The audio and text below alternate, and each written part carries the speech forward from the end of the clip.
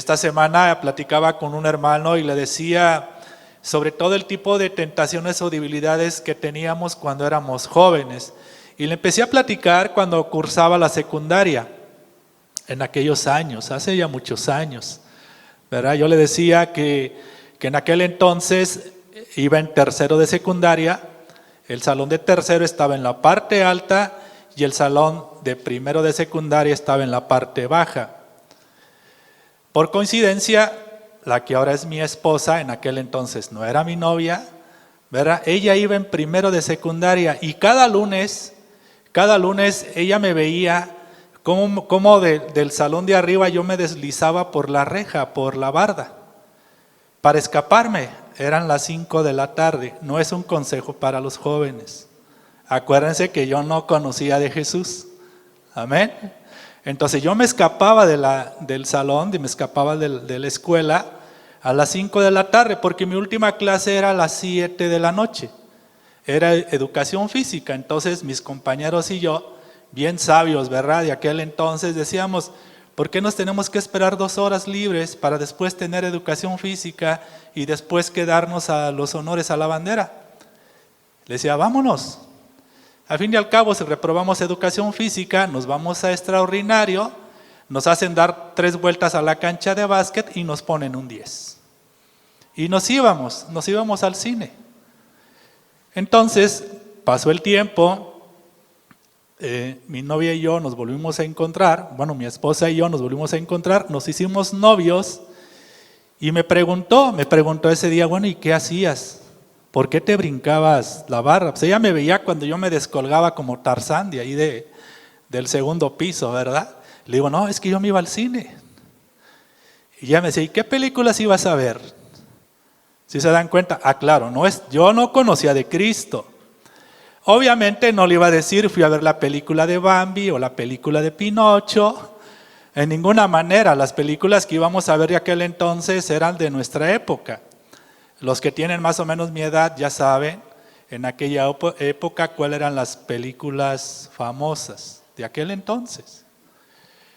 Claro, ese tiempo teníamos un tipo de tentaciones y debilidades. Y ahora, nuestras tentaciones y debilidades, ahora que estamos en Cristo, ahora son muchas. Y quizá tú en algunas áreas de tu vida has sido tentado mucho o poco, ¿verdad? Y te repito, y ahora como cristianos, ahora como creyentes, tenemos otro tipo de tentaciones y debilidades. Entonces, tú las tienes, yo las tengo, pero ¿qué es lo que tenemos que hacer nosotros para evitar o para no caer?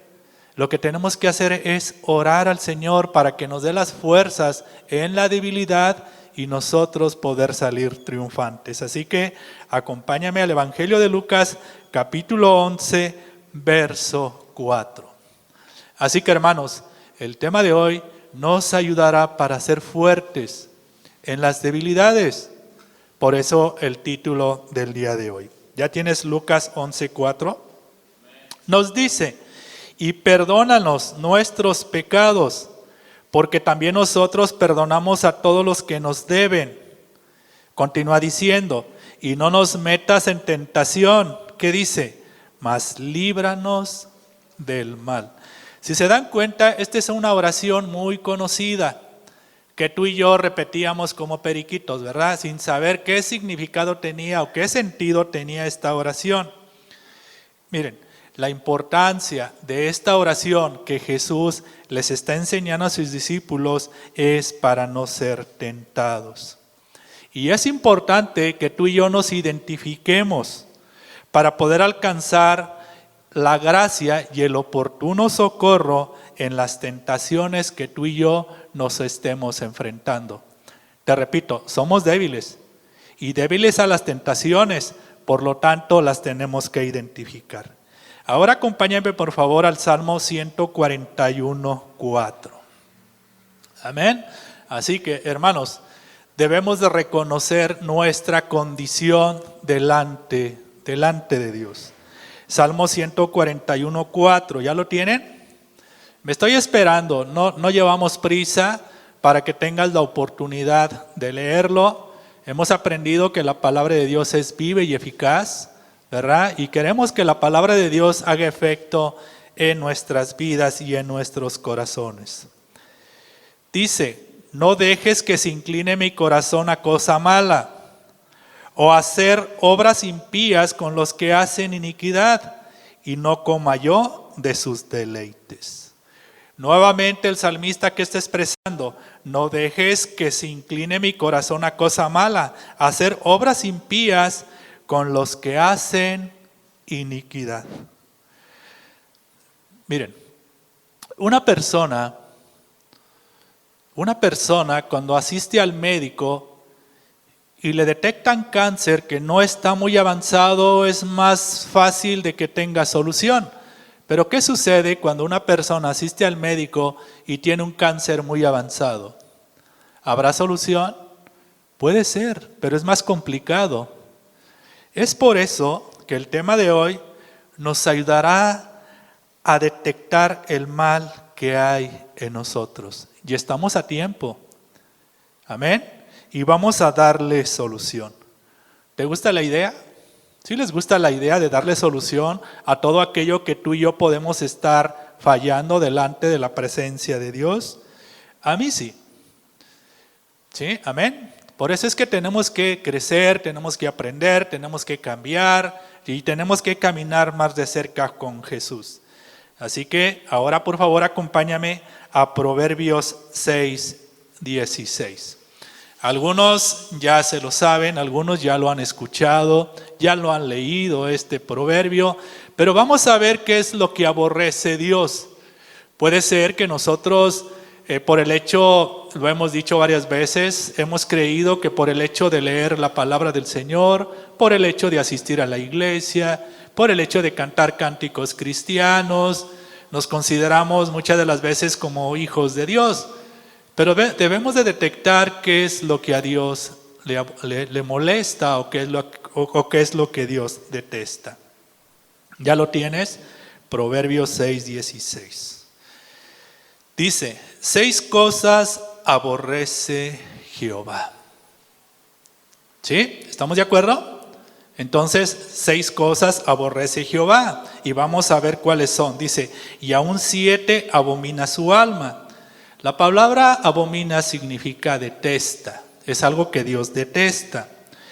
17, los ojos altivos, la lengua mentirosa, las manos derramadoras de sangre inocente, el corazón que maquina pensamientos inicuos, los pies presurosos para correr al mal, el testigo falso que habla mentiras, ¿cuál es la última? Y el que siembra discordia entre hermanos. Aquí podemos ver que Salomón dio una lista de las cosas que el Señor odia, pero que también detesta su alma. Salomón, ¿verdad? El escritor de Proverbios enumera 7 pecados. ¿Cuál es el primero? Los ojos altivos. Una lengua mentirosa. ¿Conocen algún mentiroso por ahí? Sí, ¿verdad? Sí conocemos algunos. O que puede ser que nosotros seamos uno de ellos también.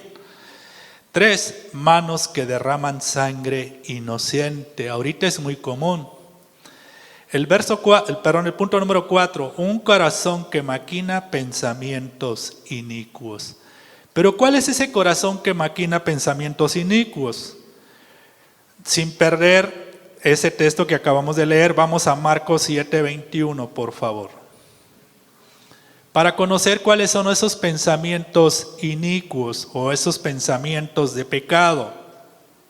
Te repito, el tema de hoy es para corregir esas áreas de nuestra vida y reconocerlas realmente en que estamos mal. Marcos 7:21, amén, ¿ya lo tienes?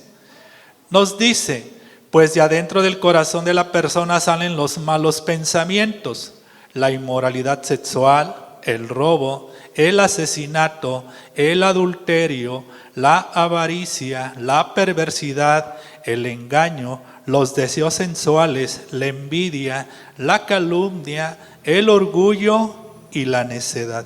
La versión que estoy leyendo es otra. Verso 23. Todas esas vilezas provienen de adentro, esas son las que los contaminan. Todo esto que acabamos de leer de Marcos 7:21 pareciera un guión de telenovela. ¿Sí? ¿Alguna vez has visto alguna telenovela? Pareciera que todo lo que contiene una telenovela es precisamente lo que acabamos de leer. Ahora, para aquellos que no conocen de Jesús esto pareciera normal, pero para los que conocemos de Cristo debemos de cuidar nuestro corazón de todo esto. Punto número 5, pies presurosos para correr al mal. El testigo falso que habla mentiras. Y el número 7, el que siembra discordia entre los hermanos. Todos estos 7 que acabamos de leer están relacionados uno del otro.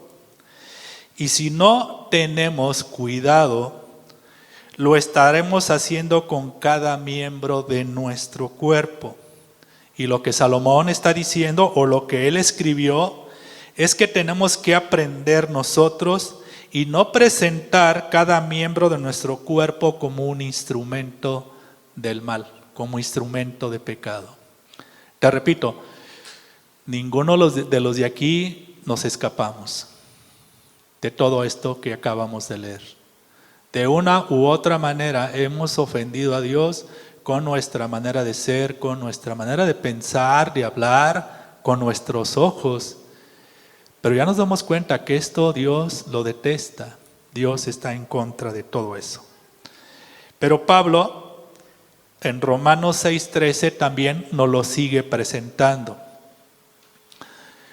Indudablemente o sin duda tú y yo hemos cometido pecados de los que acabamos de mencionar.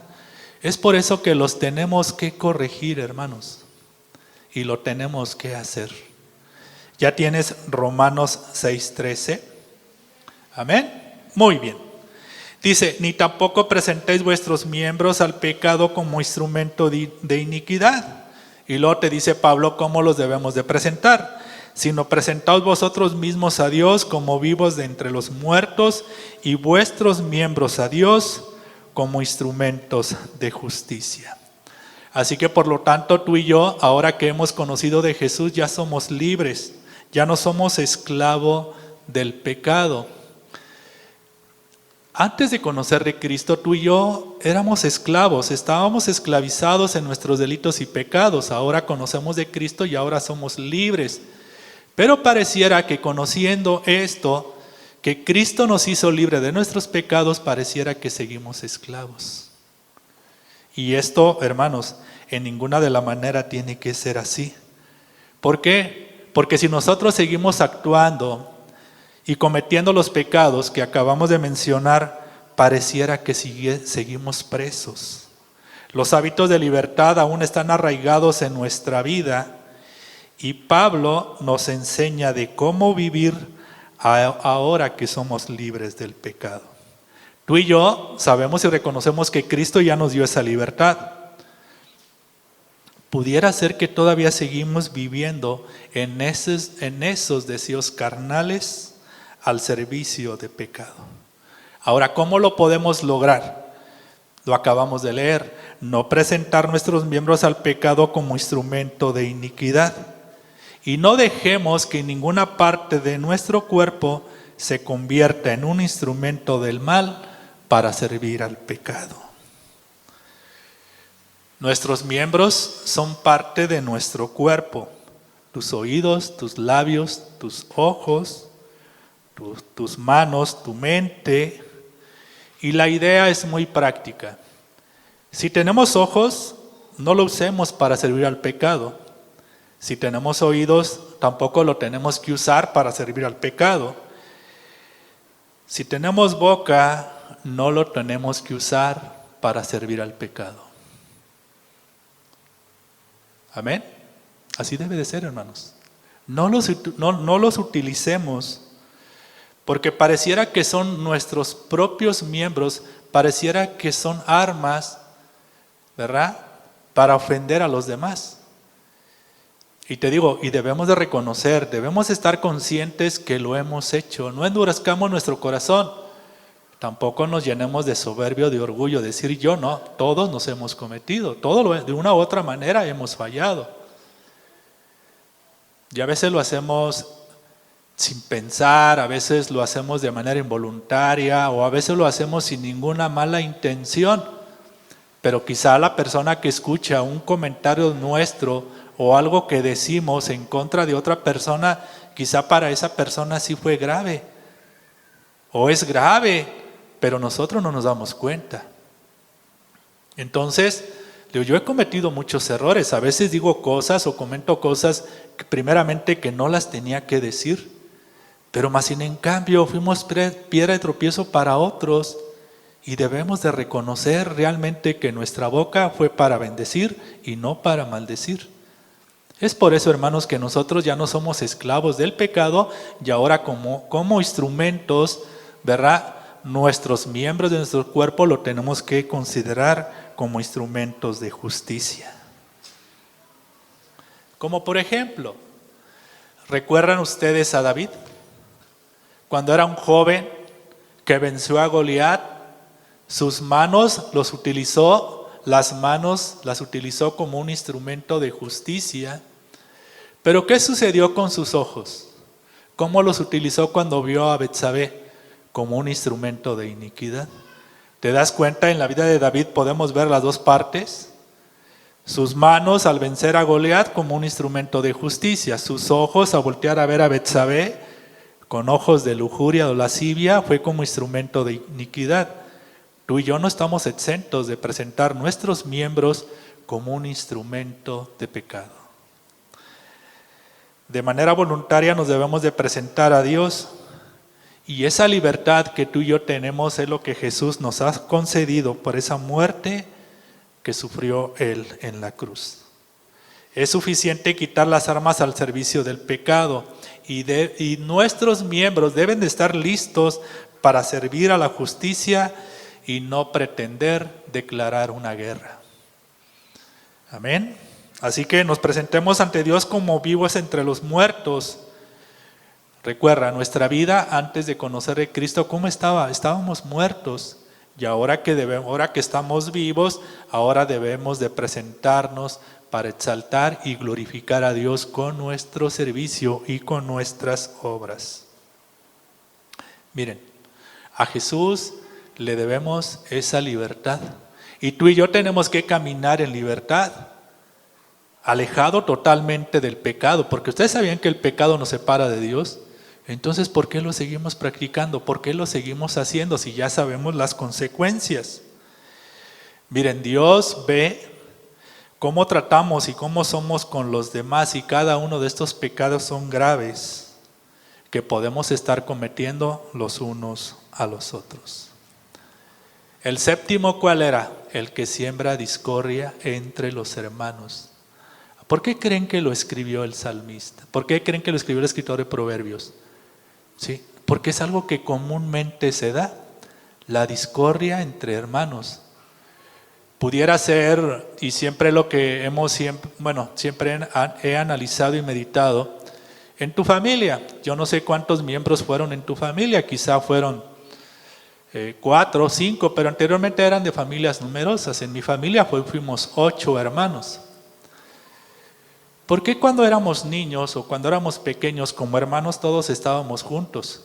Nos peleábamos de niños unos con otros, ¿verdad? Y no pasaba nada, al final de cuentas no teníamos a dónde irnos, vivíamos todos juntos en esa casa. Los niños se pelean y un rato después se contentan. Pero ¿qué sucede cuando de grande nos peleamos? ¿Qué sucede? Discutimos y nos separamos. Entonces yo me preguntaba, ¿por qué de niños en una familia todos están juntos? ¿Y por qué de grandes todo el mundo se separa? ¿Saben por qué? Porque siempre va a haber alguien que siembra la discordia entre los hermanos. Yo no sé cómo está tu familia. Quizá entre ustedes, entre algunos miembros, no se hablen o no se visiten. Pero ¿qué creen, hermanos? Lo mismo sucede en la iglesia. En la iglesia siempre habrá alguien que siembre discordia entre los hermanos. ¿Sí? Así que, Y esta es una cosa que odia a Dios y la considera como abominación.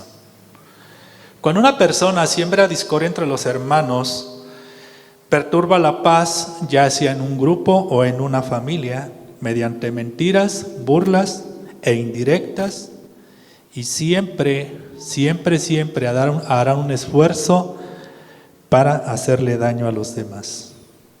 Así que de ninguna manera, hermanos, nosotros debemos ser parte de alguien que hace la maldad. Y si tú y yo estamos al lado de alguien que continuamente esté sembrando la discordia, que continuamente esté sembrando la mentira, que continuamente está tratando de dividir algo, y si nosotros permanecemos ahí, puede ser que nos estamos convirtiendo en alguien similar a esa persona. Así que debemos de tener cuidado. Alguien que siembra discordia entre los hermanos, quizá puede ser que el temor o que su corazón no está bien delante de Dios.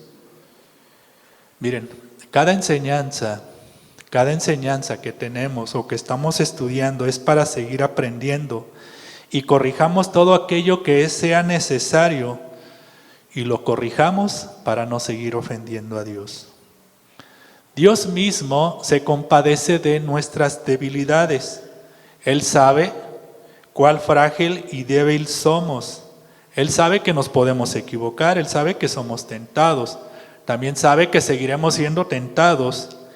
Y Él sabe cuáles son nuestros pecados más comunes y frecuentes.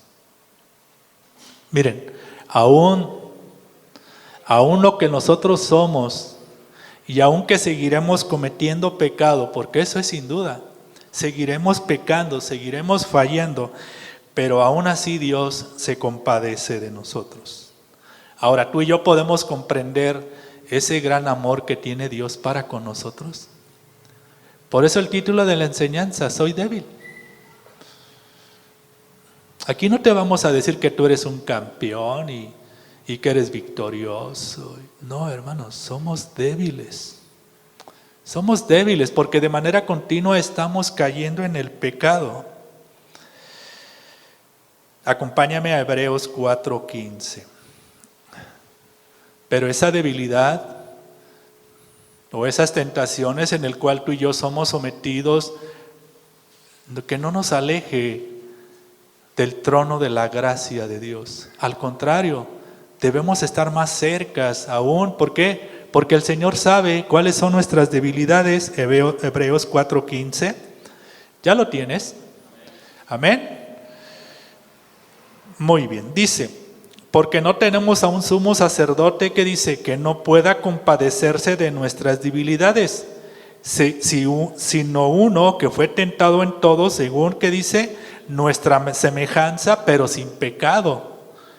Acerquémonos pues confiadamente al trono de la gracia para alcanzar misericordia y hallar gracia, ¿qué dice? Para el oportuno socorro. O sea que nosotros no nos podemos justificar de pensar o decir, he pecado mucho, no me lo merezco, he cometido tantos errores que yo pienso que Dios no me va a perdonar, si conocieras cómo soy, no me lo merezco. No, hermanos, el Señor ya sabe. El Señor ya sabe cuál es nuestra debilidad. Entonces, podemos comprender entonces la compasión de Dios sobre nosotros, sobre cada uno de nosotros. Hermanos, la compasión de Dios es infinita.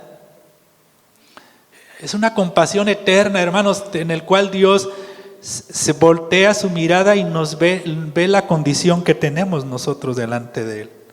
Por eso el escritor de Hebreos dice, acerquémonos pues confiadamente al trono de la gracia para alcanzar misericordia y hallar gracia para el oportuno socorro.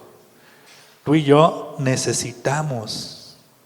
Así que cuando seamos tentados para utilizar nuestros miembros como instrumento de iniquidad, nos tenemos que acercar a ese trono de la gracia, pero lo tenemos que reconocer. Tú y yo, ahora en el caminar que tenemos con Cristo, ya sabemos qué es bueno y qué es malo, ya lo podemos identificar. Aquí hay personas o hermanos que tienen poco tiempo y quizá les cueste trabajo todavía identificar qué es lo bueno con lo malo. Pero tú y yo ya sabemos. Amén. Miren, el capítulo 1 de Hebreos lo vas a leer en tu casa. El capítulo número de Hebreos habla de la deidad de Jesús. El capítulo 2 de Hebreos habla de la compasión de Dios que tiene sobre nosotros. O sea, puedes entender cómo nuestros miembros de nuestro cuerpo lo utilizamos como instrumento de iniquidad, como instrumento de pecado, y aún así Dios tiene compasión de ti y de mí. O sea, hermano, ¿lo puedes entender? Podemos comprender ese gran amor que tiene Jesús para con nosotros, que aún entendiendo nuestra situación, todavía extiende la compasión sobre nuestras vidas. Miren, una de las mentiras del diablo es que tú y yo nos descalifiquemos delante de Dios, pero eso no enseña la Biblia. Eso no enseña. Así que no podemos decir que la gracia de Dios nos salvó cuando aún seguimos viviendo en pecado. La gracia de Dios que nos salvó nos capacita y nos fortalece para llevar una vida de santidad. Entonces, cuando nosotros entendemos ese favor inmerecido que tú y yo no merecíamos, ahora esto delante de Dios, ahora nos puede llevar y nos puede dar fortaleza para llevar una vida de santidad delante de Él. Pero hermanos, debemos de reconocer nuestra condición delante de Dios.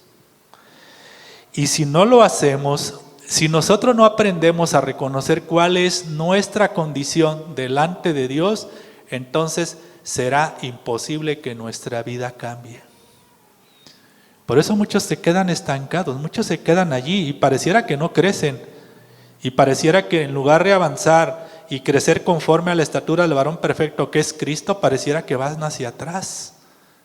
Pero ¿qué crees? Que aún así, teniendo una actitud de esa naturaleza, aún así el Señor todavía les ve con compasión. Él tiene misericordia. Así que acompáñame a Hebreos capítulo 2, verso 6. Hermanos, somos débiles. Somos débiles delante de la presencia de Dios. Pero si no nos acercamos a Jesús, jamás seremos fuertes para evadir la tentación. ¿Ya tienes Hebreos 2:6? Amén. Muy bien. Pero alguien testificó en cierto lugar. Ahorita vamos a ver quién fue el que testificó.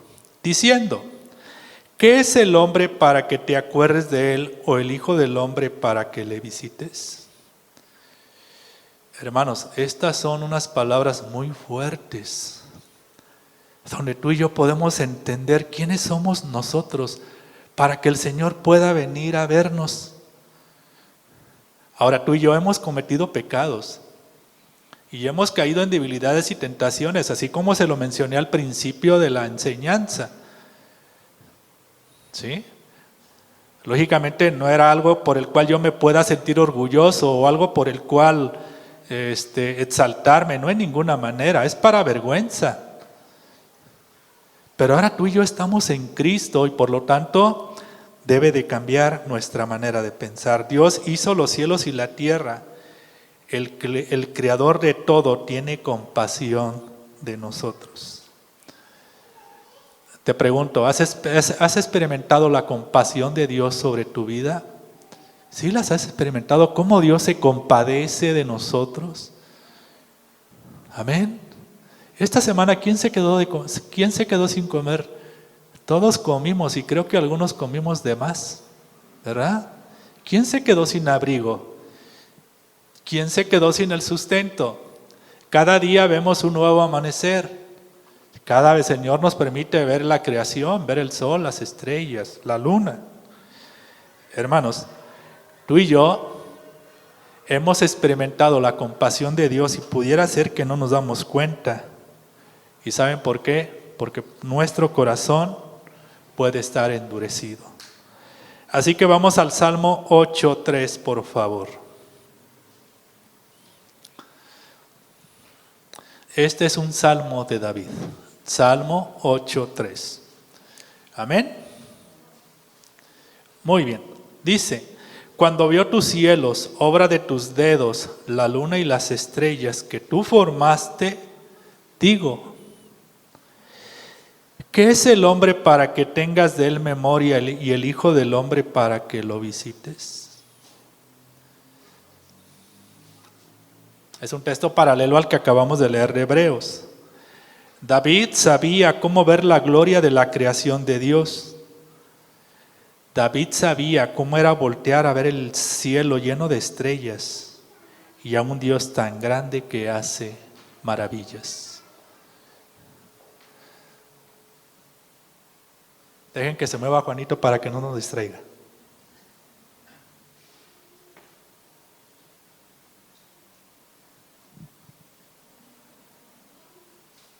Muy bien. Miren, hace tiempo fuimos a un campamento. Fuimos a las orillas, al cerro, ¿sí? Y nos recostamos en la tierra, en el piso.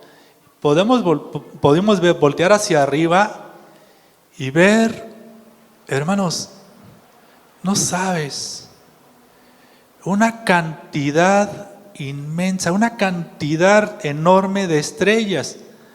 Los que vivimos en la ciudad, por la luz que reflejan la ciudad, claro, no nos permite ver esas estrellas, ¿sí? Pero tú puedes ver, en este caso pudimos ver cientos de estrellas, miles de estrellas. Miren, con un telescopio de 4 pulgadas se pueden ver alrededor de 2 millones de estrellas. Con un espejo de 200 pulgadas se pueden ver 1,000 millones de estrellas. Entonces, ¿te puedes dar cuenta de la grandeza de Dios? Salmo 147:4. O sea, ¿puedes comprender el Dios que tú y yo hemos creído? Un Dios tan grande, un Dios tan enorme, un Dios infinito. ¿Y puedes entender que todavía tenga compasión de nosotros? Hermano, de verdad quisiéramos que nuestro cerebro entendiera todo eso. Yo no logro entenderlo todavía. Salmo 147:4, ¿qué dice? Él cuenta el número de las estrellas. ¿De quién está hablando? Está hablando de Dios. A todas ellas llama por sus nombres. Grande es el Señor nuestro y de mucho poder, y su entendimiento es infinito. Amén. El universo es tan grande que podemos ver la grandeza de Dios. Hermanos, para poder contemplar la luna, las estrellas y todo, y el sol y todo aquello que podemos ver fue hecho por la obra de sus dedos. Y nuevamente viene la pregunta, después de que vimos de cuántos millones de estrellas hay, del infinito, del sol tan grande que Dios hizo, la luna, la tierra, toda la creación, de lo que Dios hace, todo ese poder que tiene Dios.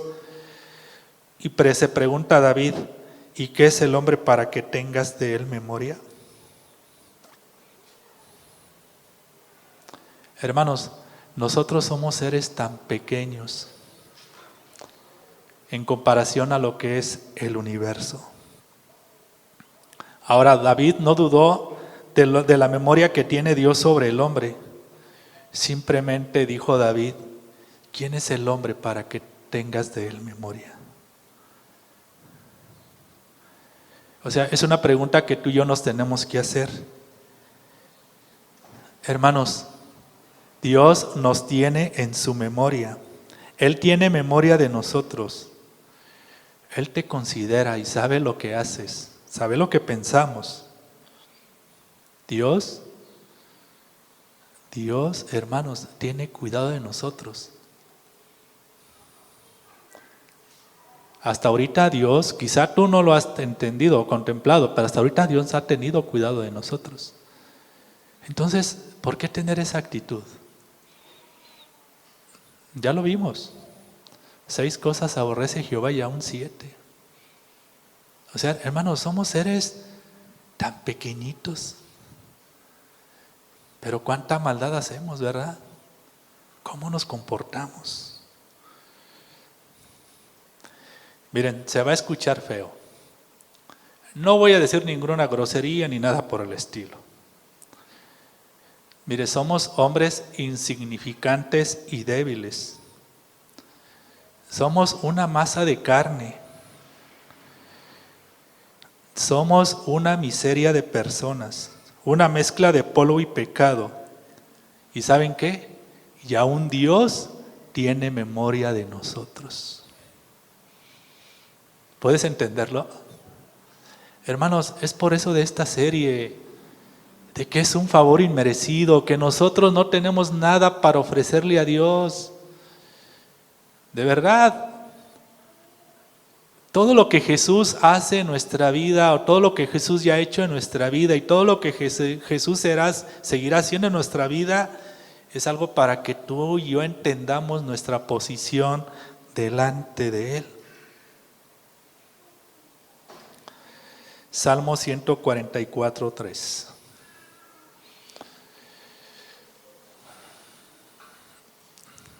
Hermanos, si nosotros caminamos bajo este principio y caminamos en el temor de Dios y cuidamos nuestros ojos, nuestra mente, nuestra boca, nuestro corazón, estamos haciendo poco en relación a lo que Cristo hizo en nosotros.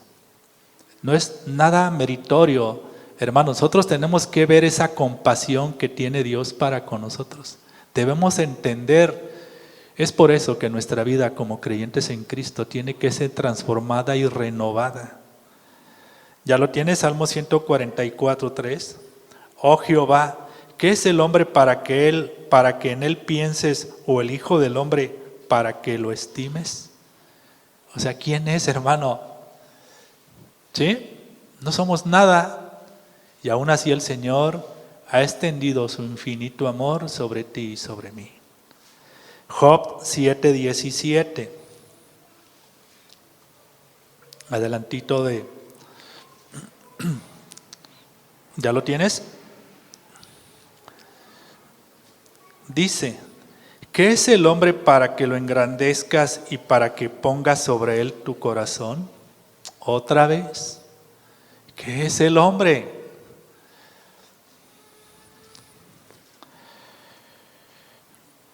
(18) Y lo visites todas las mañanas y todos los momentos lo pruebes.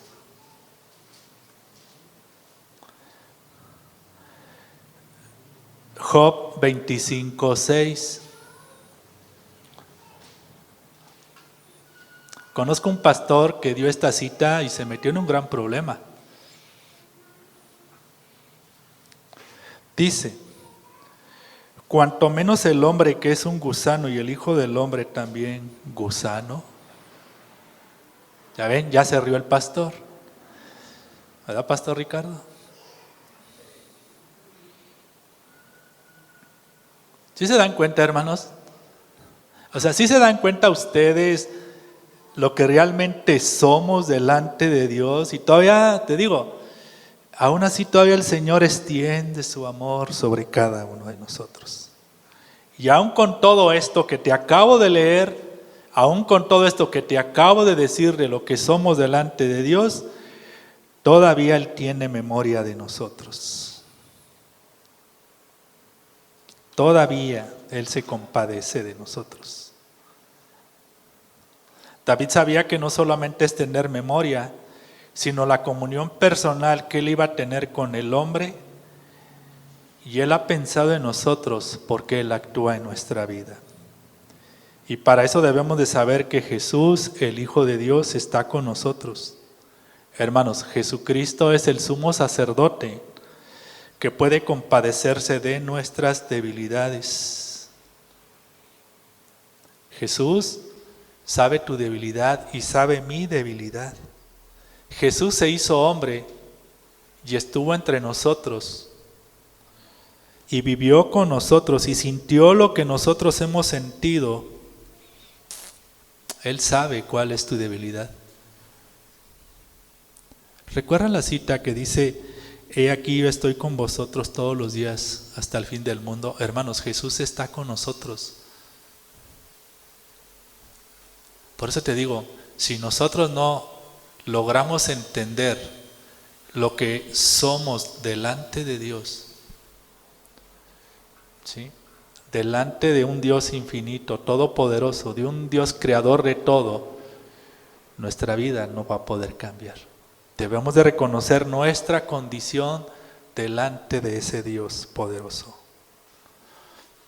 Miren, las noticias cada día son malas. Es poco común encontrar buenas noticias. Ahora son malas noticias.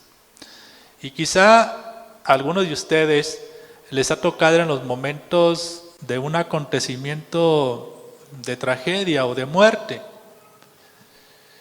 Unos compañeros, unos amigos nos decían que les tocó estar precisamente cerca donde aconteció algo. Ustedes saben a qué me refiero.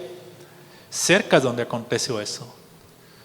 Ellos en ese momento sintieron miedo, terror, pánico. Y no es lo mismo estar en un lugar donde se pasan ciertos acontecimientos o estar solamente escuchando la noticia. Es totalmente diferente uno del otro. Alguien te puede decir, yo estuve en ese momento, sentí esto, me pasó esto por la mente y yo sentí que me moría. Yo creo en ese momento se acordó de Dios, Señor, perdóname. Pero cuando tú lo ves como un hecho solamente de noticia, quizá no llegamos a sentir nada. Hermano, no es necesario llegar a estar en un lugar de esos, diciendo aquí donde me muevo, para dónde me hago, me agacho, me paro, corro, ¿qué hago? Hermanos, lo que sí te puedo decir es que siempre Dios está con nosotros y Él se compadece de nuestras vidas.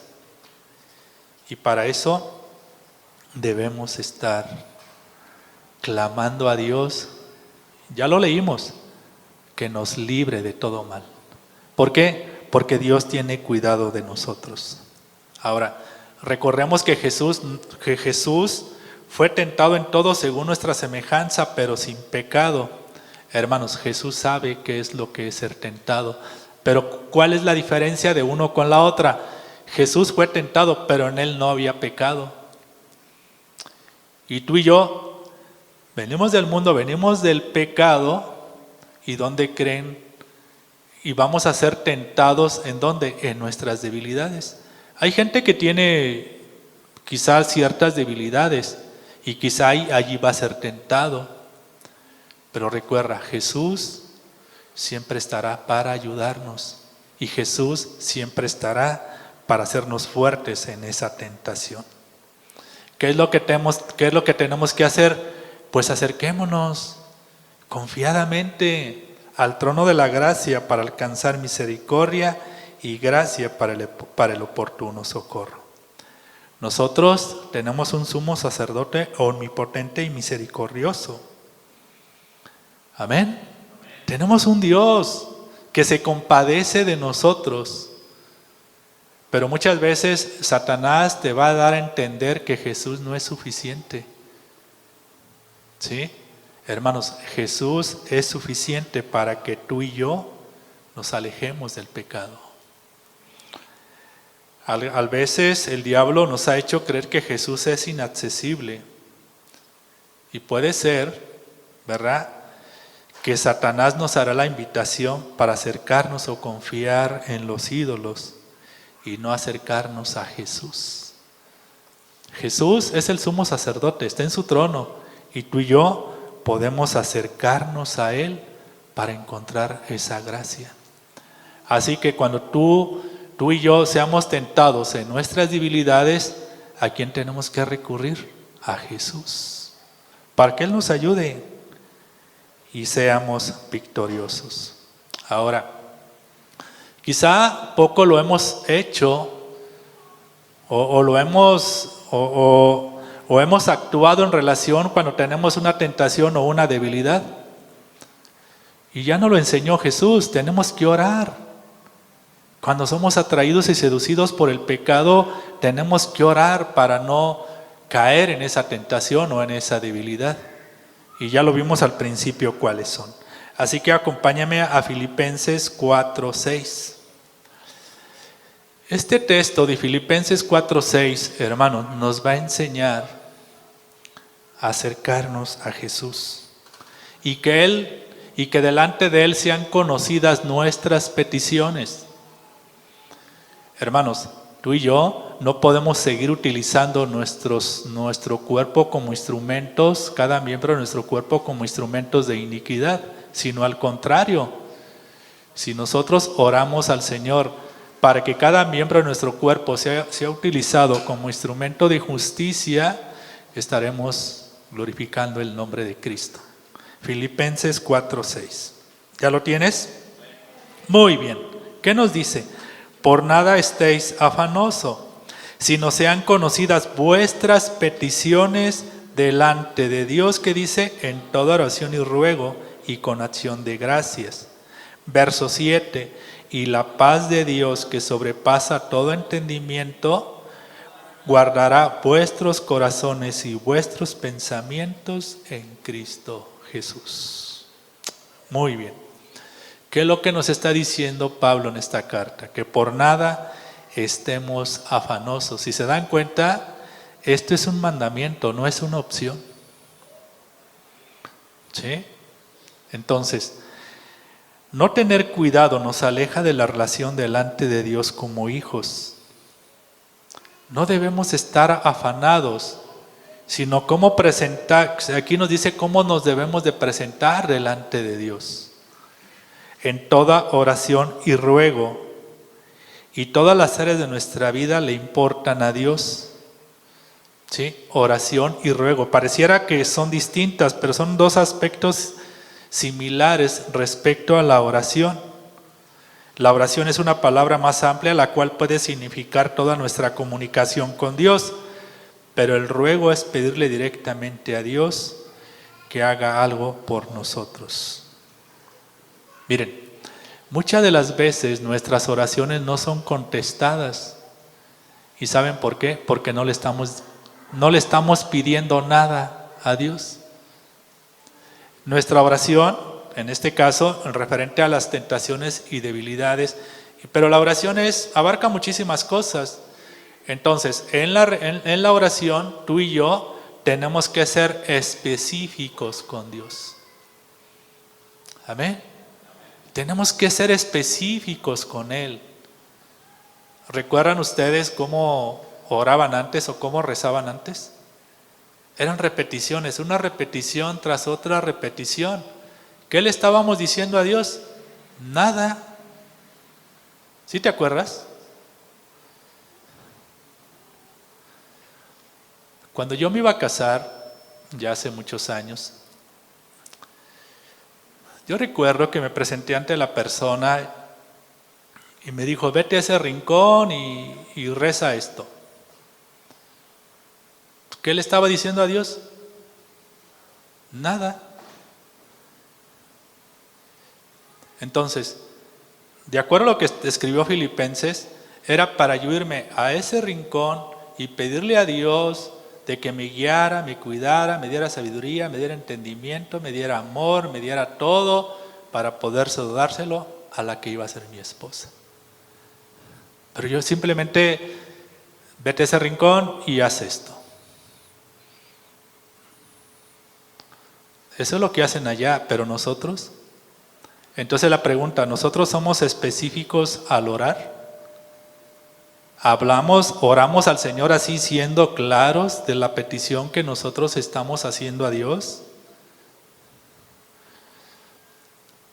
Y referente a lo que leímos al principio, de las 6 cosas que aborrece el Señor y aún 7, le digo, Señor, ¿en cuántas cosas he caído? ¿Cuánto me he equivocado? Y somos específicos. Entonces, a ese momento que estaba orando al Señor, me trajo a la mente todo aquello que de manera puede ser que voluntaria e involuntaria, tampoco me voy a justificar, lo estaba haciendo, lo estaba diciendo y estaba actuando. Hermanos, es importante que tú y yo delante de Dios con nuestra oración seamos específicos. Porque pareciera ser que estamos orando a Dios, pero no le estamos diciendo nada. Y Dios nos hace la invitación a que nuestras oraciones sean conocidas. Así que Mateo 6:7, por favor. Amén. Así que, hermanos, acuérdate, somos débiles en las tentaciones. Ora al Señor para que el Señor te dé fortaleza y no caigamos en los mismos errores. Mateo 6:7 dice: y orando, no uséis vanas repeticiones como los gentiles, que piensan que por su palabrería serán oídos. Verso 8: no os hagáis pues semejante a ellos, porque vuestro Padre sabe de qué cosa tenéis necesidad antes de que vosotros la pidáis. Hermanos, Dios sabe de qué tenemos necesidad y Él siempre estará atento a nuestras oraciones. Él sabe las cosas desde antes que nosotros la pidamos. Ahora, ¿cómo lo debemos de hacer? Con acciones de gracias. ¿Sí? Ahora, quizá hay ciertas oraciones o ciertas peticiones que podemos llorar. Pero también aquí nos está enseñando que lo tenemos que hacer con acciones de gracias. Tenemos que agradecer a Dios por la petición que nosotros estamos haciendo.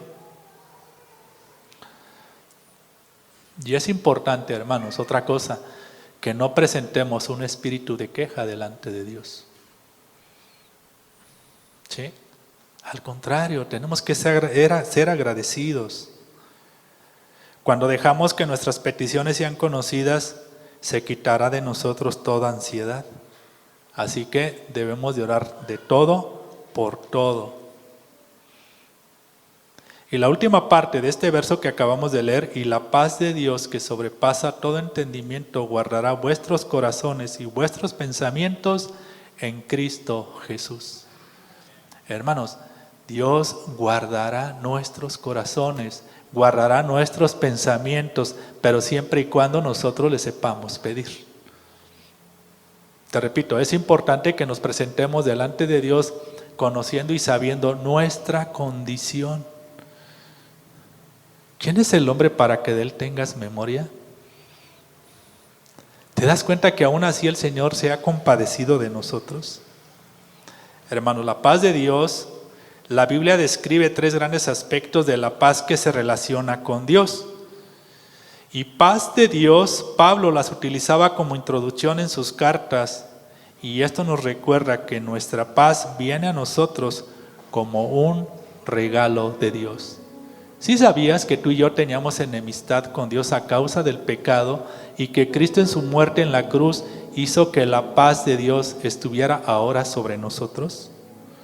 La paz de Dios, esta es la paz que está más allá de todo entendimiento, más allá de nuestros propios pensamientos. Y paz con Dios describe una relación a la cual entramos con Dios a través de la obra terminada en Cristo Jesús.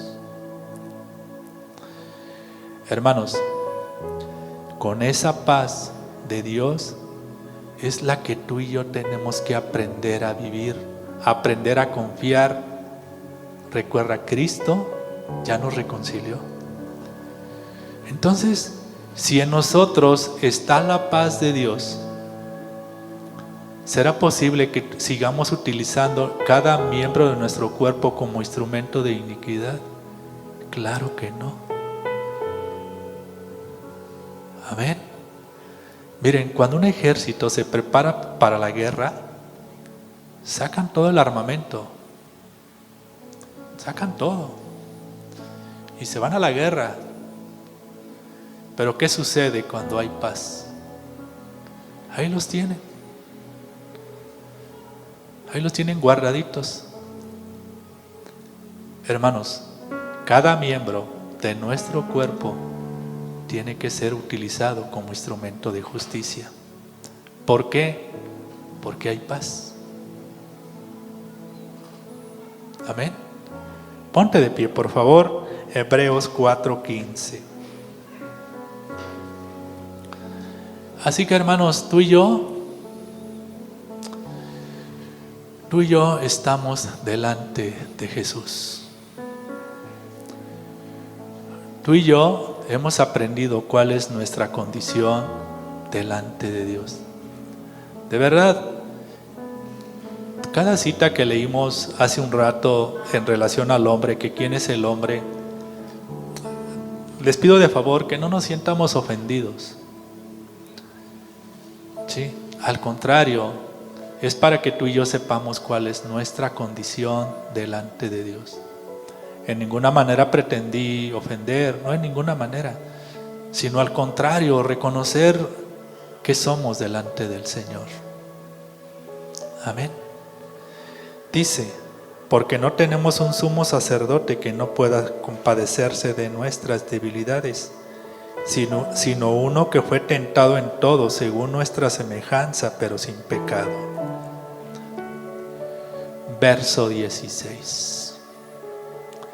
Este verso, hermanos, es el que tú y yo debemos de considerar. Si sientes que en tu vida hay un vacío, si sientes que te falta algo, si sientes que aún estando en Cristo tu vida no vale o no importa, o si sientes que nada ha valido la pena, o quizá no te sientes merecedor de ese amor de Cristo,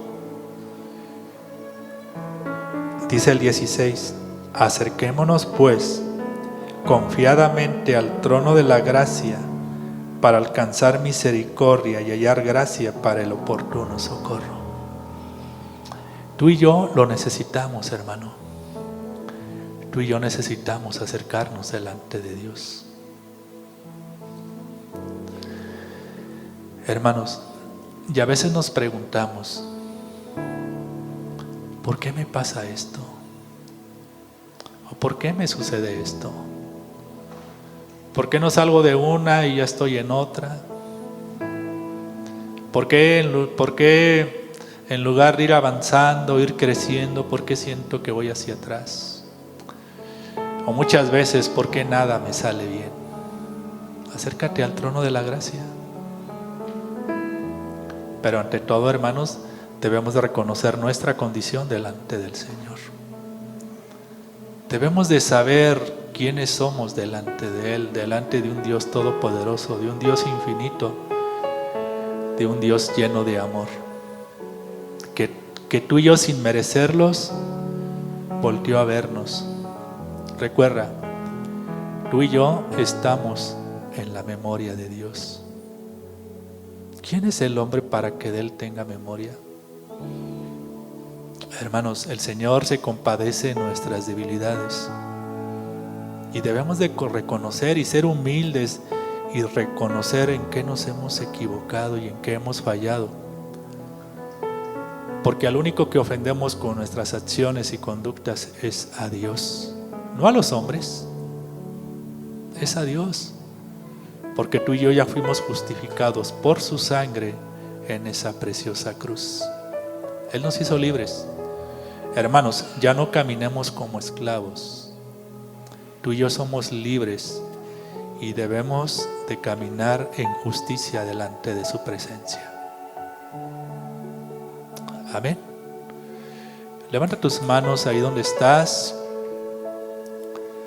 El levantar tus manos es señal de rendición delante del Señor y es reconocer que hemos pecado, que hemos fallado, que hemos sembrado discordia entre los hermanos, que hemos mentido con nuestra lengua, que hemos hecho el mal, que nuestro corazón está lleno de malos pensamientos, pero no por eso los vamos a seguir cometiendo. Hermanos, es presentarnos dignos delante del Señor. Padre, en esta tarde te pedimos perdón por esas 7 cosas que quizá hemos cometido delante de tu presencia. Queremos caminar como instrumentos de justicia, Señor, reconociendo que tú eres nuestro Señor y Salvador.